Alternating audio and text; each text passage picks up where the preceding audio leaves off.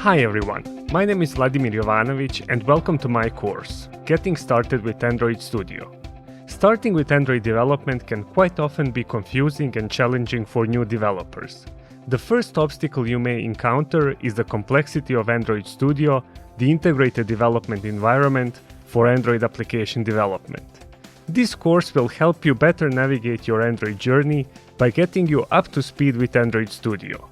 Some of the major topics that we'll cover include installation of Android Studio, creating and running an Android project, debugging an Android application, and working with the integrated version control system. By the end of this course, you'll have the fundamental knowledge necessary to work with Android Studio. This course is a quick introduction to Android Studio, and no prior experience with Android development is required.